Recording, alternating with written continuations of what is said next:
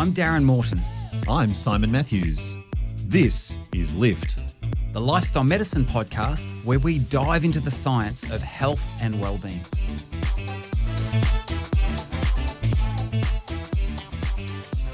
Welcome, Simon. Good to see your smiling face in the new year, 2025.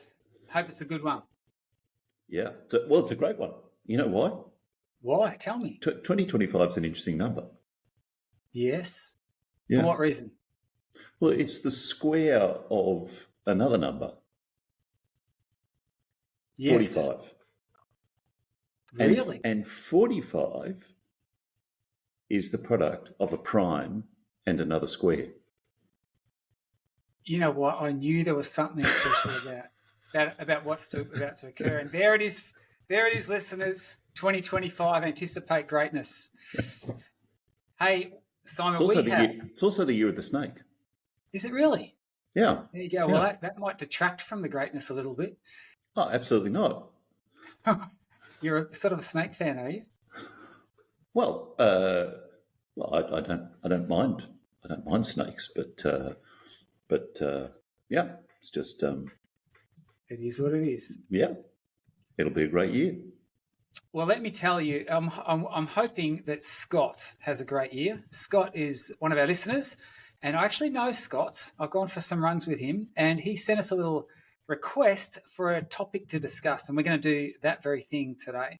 So let me just read out a little bit of the message from Scott. He actually started off being very complimentary, talking about my parkrun performance. What he doesn't add in here is that he's a lot faster than me. So thanks for the words of encouragement, Scotty. But here's the question he has. He said, I'd love to know more about mental strength, or what some might call mental toughness. Are you born with it? Or is it developed through life's hardships?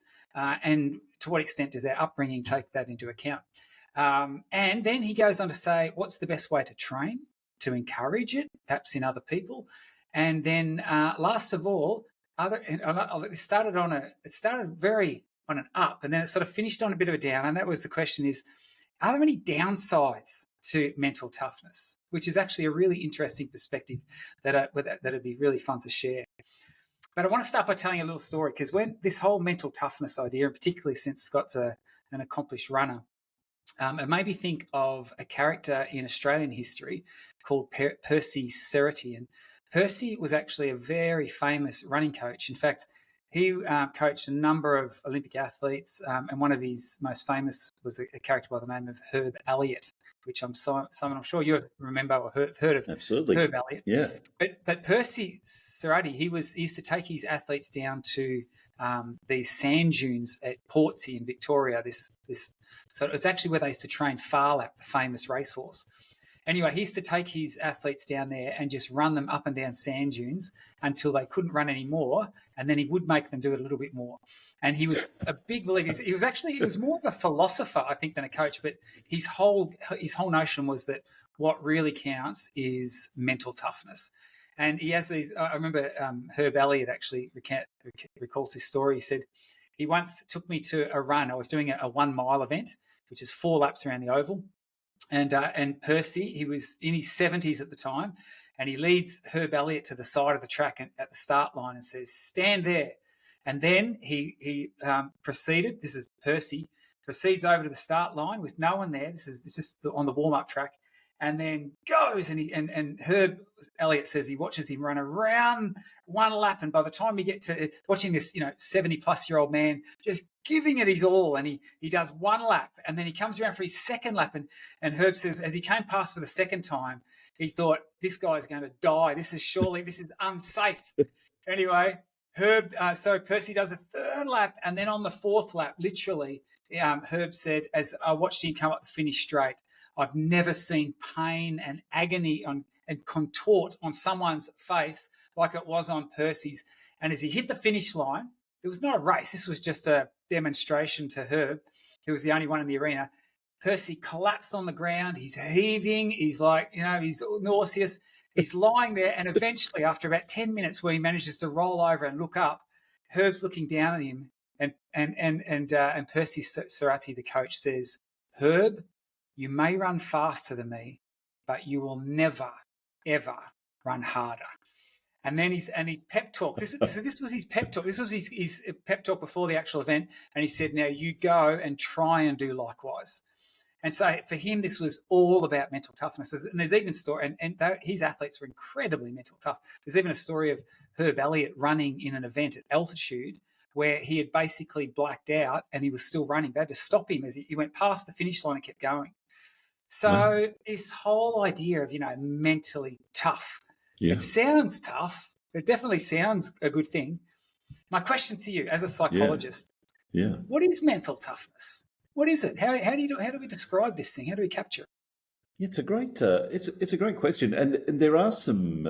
There's a psychologist in the US named Angela Duckworth, who actually Angela Duckworth actually studied with Martin Seligman. Yes, she's done a lot of research into an area that she calls grit, and I guess grit is a word that we all kind of we all kind of understand. And so in many ways, for me that's a neat shorthand way of thinking about what mental toughness is. It's like grit and stickability in the face of challenge, the ability to persevere, despite challenges, the capacity to keep going even when it gets super hard, and for that matter, even when it looks like you might not be successful, even when it looks like failure is looming before you. That's what we're talking about here, I think, and it's important to understand too that, I mean, the example you gave was running. It's very easy to think of that as simply a physical act. You push yourself physically to that point, but grit is about more than that. Grit is about what goes on up here, as well as what you might do with your muscles. Yeah. And I like the fact that you brought up Angela Duckworth and her work on grit. There's actually psychologist who is actually Professor Peter Clow, who's come up with he talks about the 4 C's of mental toughness, and they are confidence. So obviously having that ability, and particularly in the face of adversity or conflict, having that confidence to sort of back yourself and sort of stand there and hold your ground.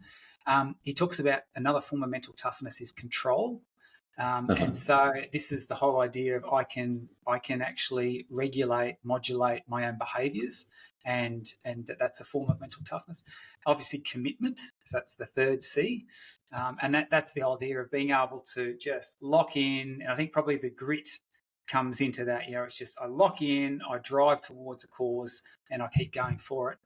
And then the last C is challenge, and that whole idea that you're actually open to that. And I think that maybe that works in with some of the growth mindset literature as well. But the whole idea that you're willing to take risks, and you're willing to sort of put yourself out there, get into uncomfortable situations, and be able to sort of grin and bear that, or actually do better than grin and bear it. Actually take action and fight against it. Can I say I'm a little bit disappointed that there's not a 5th C there. Tell me, what's the 5th? What should it be?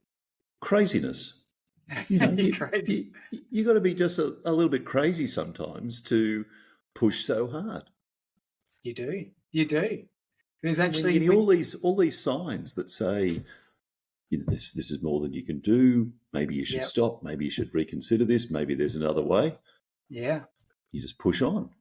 Yeah. I mean, to some extent, that just seems a little bit crazy, doesn't it? It does seem a little bit crazy. And there's probably a lesson in that, probably having the wisdom to be able to take a stock take and actually go, maybe now's the time to, within the business world, they talk about persisting and that being a great quality, but equally so is pivoting or pulling the pin sometimes. So maybe let's write to this to Professor Clow and actually share that insight. Maybe he'll revise his entire theory based on this podcast. So here's my question then. What do you think? And as Scott introduced, are we born with this? Is mental toughness a thing that we sort of just, enter the world with, or is it something great that question. develops over time, this nature versus nurture? Mm, There are a couple of studies on it that I'll share, but what's your gut feeling? Well, I think the short answer, are we born with it, or does it develop over time? The short answer is yes.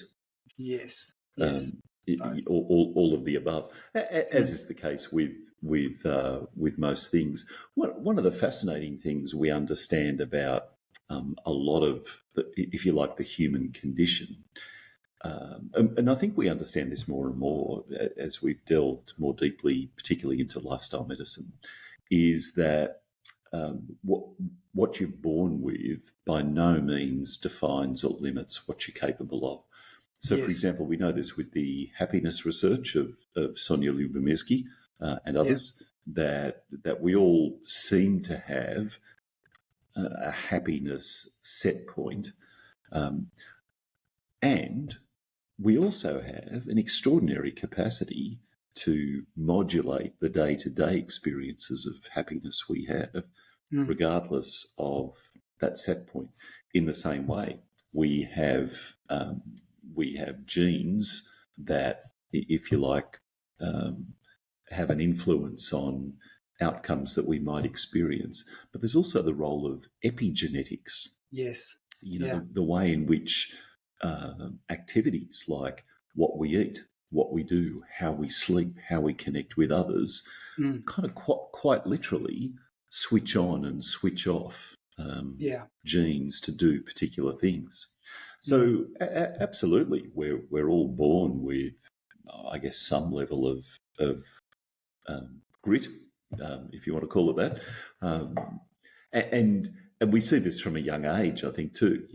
We could probably all think back to times in primary school or elementary school and recall kids we went to school with who just seemed to, be able to push and push and push. And, I think we also all have a capacity to develop that further and to choose to cultivate that capacity within ourselves and then apply it to the areas of our life that we need to apply it to. Yeah. One of the, obviously a great study design for looking and elucidating this genetic contribution are studies of twins. And so that study's actually been done, University of Western Ontario, researchers from Canada. So they actually had about 400 sets of twins that had been raised in different locations, so separated at birth. And what they were able to do is to delineate between those that were identical twins and those that were non-identical, fraternal. And what they found is that of the identical twins that were raised separately in different environments, their level of mental toughness, and there's sort of some metrics you can use to capture that, were remarkably similar. So that was, but in the non-identical twins, not so. In fact, it was no more similar than you would find in the general population. So it certainly did hint at the idea that there's definitely a genetic contribution to it, just as you've indicated, there is for everything. And I love the fact that you actually brought up the idea of epigenetics, because I think I've actually watched, even in that sort of the happiness science space, often they start off by talking about, it's 50-50, nature versus nurture, it's 50-50. And then over time, it tends to migrate. My observation is increasingly towards nurture. And partly because that, within, as you said, within our genetic code, we can switch genes on and off. And it's those lifestyle, those behavioral aspects that either, turn the triggers or, so as I say, that the genetics loads the gun. It's these lifestyle behaviors that pull the trigger. So definitely a genetic contribution. And I agree with you. I remember knowing kids, and I still know kids and older people who just seem to have that innate grit. They're gritty, whereas others perhaps not so. Here's the question then: why do we prize it? Why, we talk about mental toughness, and Angela Duckworth in her book, she's written a book called Grit, and everyone goes, yeah, grit, let's grow grit. Why do we want to do that? Why do we want to get gritty? Well, I think the answer to that is actually surprisingly straightforward, and I think it's because we see it as a worthwhile human value. If you think about character strengths like bravery and the pursuit of truth and justice and all of those things that and I'm talking about the character strengths that most recently, or perhaps more recently, Seligman and Peterson articulated. They certainly didn't define those for the first time, and we can go all the way back to the Greek philosophers to see articulations of those character strengths. But I think that grit is one of those things that we're almost pre-programmed as human beings to recognise and value. I like that. I actually have never thought of that, but I like that. When we see expressions of bravery, when we see people act bravely, we don't just walk past and go, we stop and go, oh, wow, When we see someone act with extraordinary personal integrity, or we see someone who has a capacity to perhaps capture and represent something about humanity through art. We pause and go, oh wow. Yeah. I had an experience like this yesterday. So that yesterday I went to the exhibition space underneath the Royal Palace in Madrid. It's a wonderful space, and at the moment there's a temporary exhibition on one of the levels of a Spanish artist named Sorolla. Sorolla, and he was alive at the end of the 19th century and the early 20th century. So his kind of painting career spanned about 1885 to sort of 1910 or thereabouts. And a lot of his work is on display. It's normally displayed in his house here in Madrid, but his house is being renovated. His house is like a national treasure. It's being renovated at the moment. So they've moved the artwork into this exhibition space. And he was famous for capturing seascapes, portraits, and landscapes as well. His capacity to do that, I think, is breathtaking. And it's one of those human capacities that makes us stop and kind of say, wow. And I think grit falls into that category. It's a character strength. It's a human capacity that we're hardwired to recognise and admire. And maybe that's because if we want to be evolutionary about it, which is kind of useful at times, I think it probably confers a survival advantage as well. So it's something worth valuing.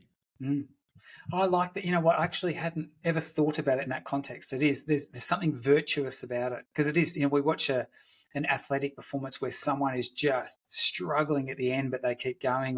And it doesn't even have to be athletic endeavours. But there is something admirable about that does cause us to pause. And maybe that's a great discussion for another time too. What is it about us that actually values those sorts of things? But for me, I think the where my mind first went to is, why do we value this mental toughness? And that is because it tends to be associated with better outcomes in most instances. And there's a lot of evidence for this. For example, Malcolm Gladwell wrote that quite famous book Outliers, which is a great read. Yeah. And what I love about that is he really demonstrates is that it's actually that it's natural talent is quite common. What really makes the great are those that apply that natural talent and apply it religiously. In fact, he sort of argues that for someone to be world class at something, they probably have to have put about 10,000 hours of practice into that particular pursuit, regardless of how talented they were to start with. And so, and obviously to do that, you have to be pretty committed. You have to be welcoming challenge. You have to have all those, those C's going for you. So I like that. And and obviously Angela Duckworth's done a lot of research looking at the connection between grit. In the education sector, they have a great interest because it's linked to educational outcomes and improved performance and all the rest of it. So yeah, so there's there's that very strong performance aspect to those people that can be gritty. But I like that too. I do. What you said that there's something virtuous about it. There's something that makes us stop and admire it. So these are the story arcs too that we these are the things that we love in stories. So if you think about a novel, a fiction story, or a film, or a TV show, there's that old adage that you can, I don't know, there's only 7 storylines or something like that. Yeah.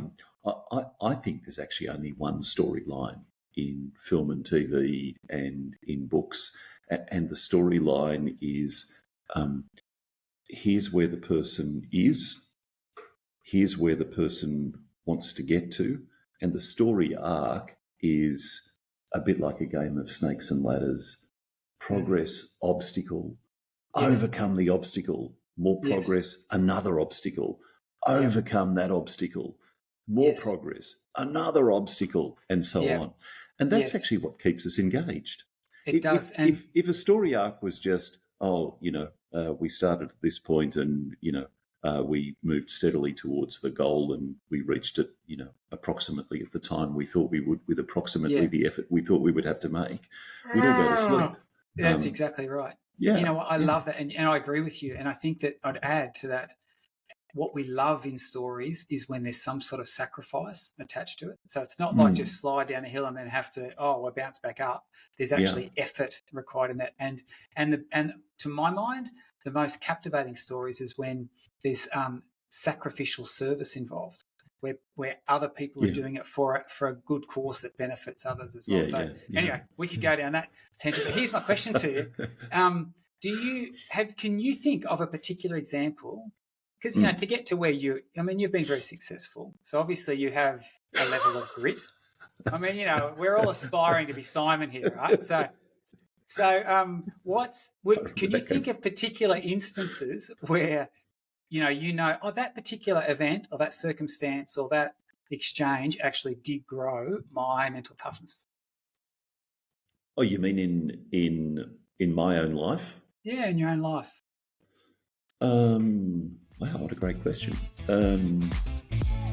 Lift is supported by the Lift Project, an educational adventure where you learn science-based ways to lift your mood and your life.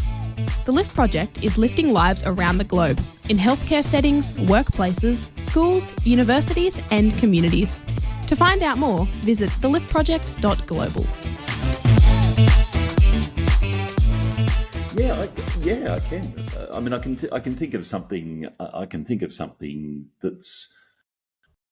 I can think of something professionally related, and I can also think of. I can think of something physical activity related for me as well. Yeah.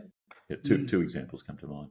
The professional one was the professional one was the very first time that I published something in academic literature, which is a few years back now, and I remember, I had this opportunity to do this, and I remember getting quite excited about that, and sitting down and starting writing and researching and reading and assembling this and I sort of got it all together and thought, wow, that's I'm really quite happy with that for first effort. So I sent it off to the relevant journal, and it came back with all these kind of editorial criticisms and this needs addressing and that needs changing and so on and so forth. And in that moment, I was really. I'm sure anyone who's published anything can relate to this, but I felt super deflated. Like, I really thought that this was something. So what do you do at that point? Well, I mean, you've kind of got two choices, I suppose. One is to bin it, You do. or the other is to say, well, I'm going to take this on board and keep going. So I did. So I addressed those questions and sent it back, and then I think maybe it came back again for a little bit more revision, and then I sent it back in. Ultimately, it was published.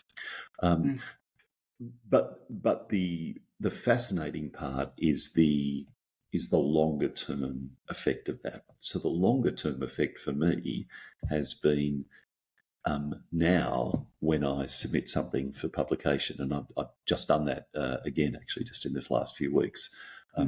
Now, if it comes back with revisions request, my response is, okay, this is good. I mean, I like this because this is what makes for excellence and robustness in publication. And in fact, it's even gone as far as recently when I submitted something else and it came back with some revision requests.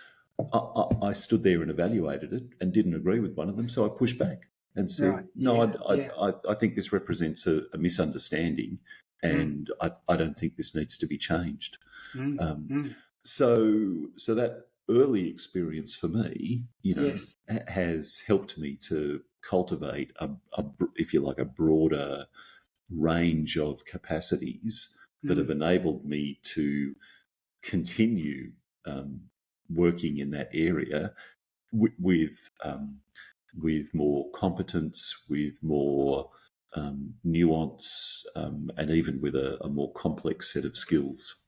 Yeah. I like, if I had to pick one of my moments, I've got some physical endeavours, where I've done events and I had to dig very, very deep, and then you come away knowing that your character has developed because of that.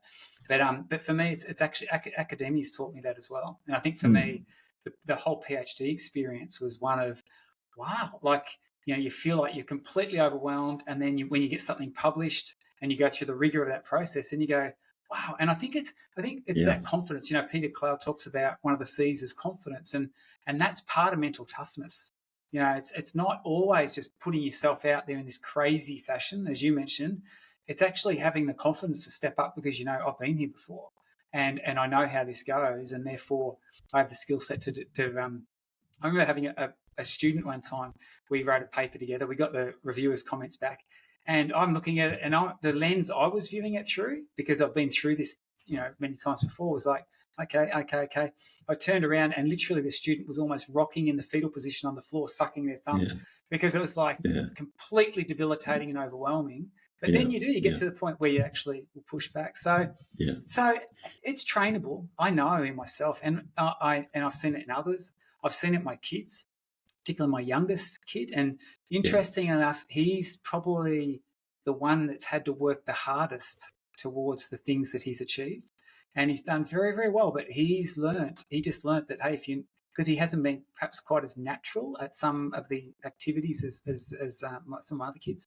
But it's been very fascinating to watch him as he's grown, that he now understands that, if you want to make something happen, well, you get in, you do the work, you do the time, you get gritty, you push back against resistance, and that momentum of wanting to collapse into a heap, and you keep going, and it does some great things. With that in mind, what's some tips? How do we grow mental toughness? Great question, and I think that the first and most obvious response to that is accept the challenges. So grit, the development of grit is not a cognitive or an intellectual exercise. You can't simply decide that you're going to be grittier. You've actually got to sort of in a sense get into the crucible and be melted down. I think in order to develop grit, you got to step into the metaphorical fire and step out the other side of it to develop grit. So the first part of development, I think, is being prepared to accept those challenges and face them and continue to move forward. We might say one more thing about before we finish up too about are there any dangers to this, because that's a yes that's for sure. that's an interesting question too. But I think that's the first part. Accept the challenge. The second part is to discipline your thinking, and by that I mean developing and cultivating a mindset that sees failure simply as an opportunity to learn something new and keep moving forward. We sometimes see failure as a terminal point. I tried that and it failed, rather than I tried that and I failed and I modified what I was doing, and that opened up another doorway. Definitely. I think part of it is having a flexible, some flexibility in thinking, so that we can dynamically modify what it is we're aiming to do, and recognise that it doesn't all need to be done at once, and doesn't even need to be done necessarily in the time frame that we originally planned. Grit. I don't think grit is, if you decide you're going to run a marathon, and you get to the 35 kilometre mark and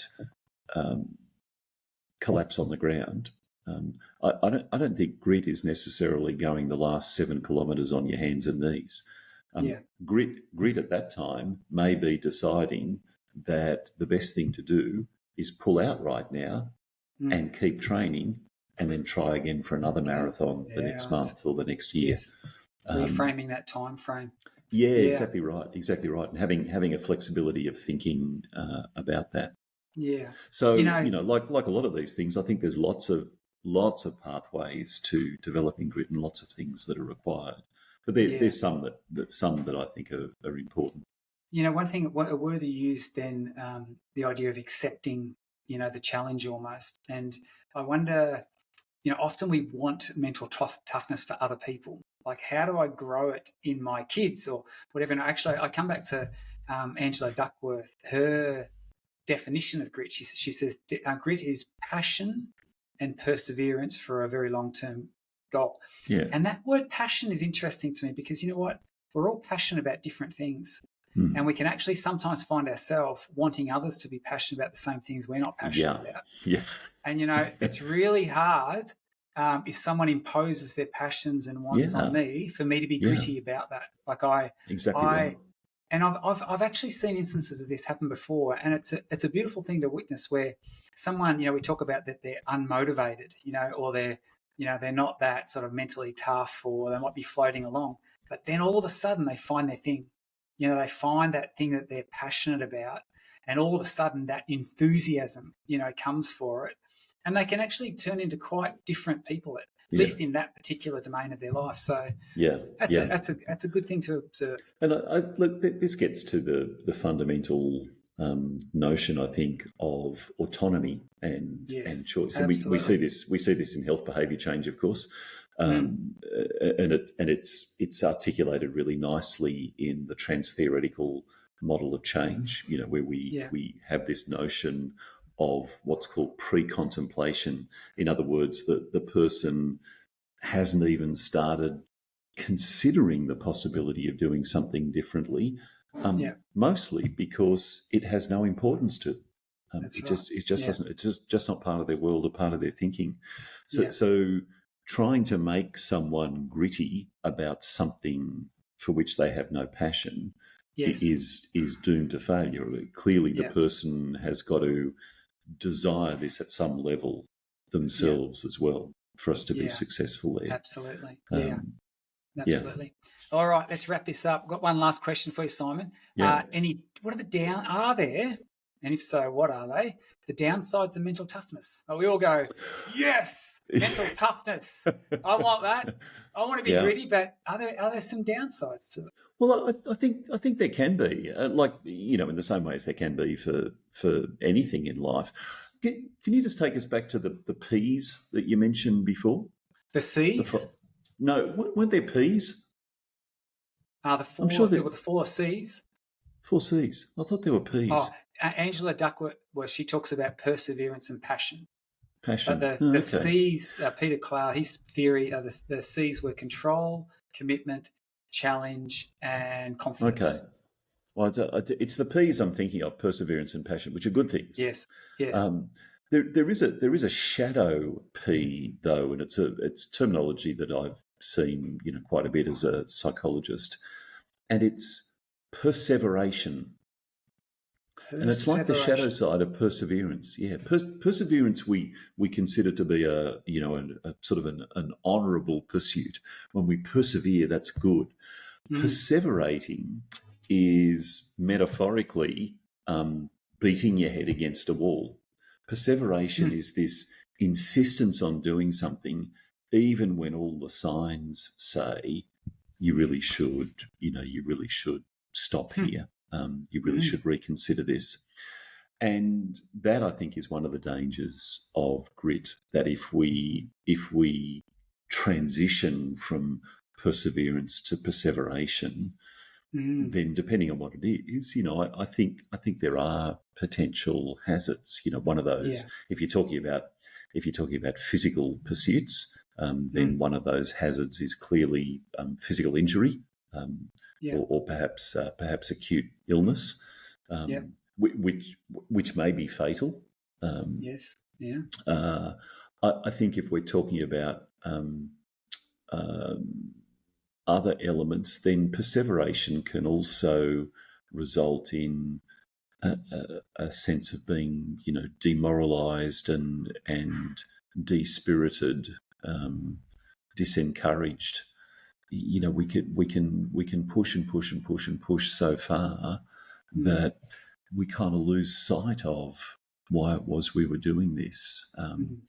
We've started doing it in a sense just to put a check mark next to it, and lost the meaning behind it. We've disconnected from the passion, I guess. It's just become an exercise simply in completion, rather than an exercise in production of something that's worthwhile and valuable. So I think absolutely there can be some downsides to grit. And I think that's a fast track to burnout too. Absolutely. Interestingly, to loop back to Scott's question was, can we actually sort of almost do damage to ourselves? Do we, through this being mentally tough and driving and pushing our bodies and the like? One interesting little quirky study, actually ironically conducted by French researchers, was conducted on US Olympic athletes, and they had about 8,000 Olympic athletes, and they just looked at their life course. And what they found is that Olympic athletes, who you would have to think would have a fair bit of grit, you'd think they would be quite a mentally tough kind of population, and that outside of the athletic world will often spill over to other aspects of their life as well. But on average, they lived about 5 years longer than the average population.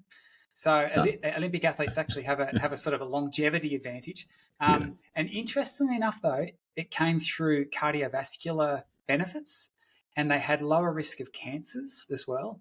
But what they didn't have a lower risk of was neurological conditions and mental health concerns. And so, once again, might make that connection between, and we can push too hard and it can actually take its toll on us, certainly from a mental health perspective. Yeah. So here's, to wrap it up, great question from Scott. Thank you for asking it. Yeah, thanks, Scott. What's your takeaway? What do you think? This whole mental toughness, is it a good thing for lifestyle medicine? Absolutely. I think I think if we take it as a whole, grit is desirable. We look at it and it does something to us. We admire it. We admire people who push on in the face of adversity, and we admire it in ourselves, and we feel good about the outcome when we get to the other side of that adversity. We feel good about having got there. So it's absolutely a desirable thing. It's trainable. Yes, it's built into all of us to some degree, which of course varies from person to person. And yes, it's trainable. We can all develop it in ourselves, and it's one of the elements that I think can supercharge our efforts to develop ourselves as human beings, and to develop our daily habits and routines for vitality and longevity. In my mind right now are clients that I've had over the years who, for example, were morbidly obese and continued along that pathway of becoming healthier despite so many challenges and difficulties that they encountered. So in the field of lifestyle medicine, whether it's a behavioural change to lose weight or change body composition or improve social networks and social connections or whatever it might be, I think developing as an underlying resource the capacity for grit is a part of that picture. Yeah. And, I love the words of Stephen Covey, the works of Stephen Covey. And he has this great little saying. We talked about, if you want to develop this grit, if you want to develop, it's almost personal integrity tied up in that as well. And he says, just make yourself small promises. He says, don't overcommit, but never underdeliver. And in doing that, I think it just builds that sort of grit muscle. We become grittier. So there is something to aspire to, friends, to become grittier. Hey, Simon, it's been good chatting with you. Look forward to next time. As always. And thanks, Scott, for the question. If you have any topics that you'd love us to deal with, then please let us know. We'd love to do so. Lift is presented by Simon Matthews and Darren Morton. It's sponsored by the Lift Project and supported by Avondale University. Music provided by Pixabay. If you have a question or a topic you would like to hear more about, send us an email to podcast@theliftproject.global. The Lift Project. Lift your mood, lift your life.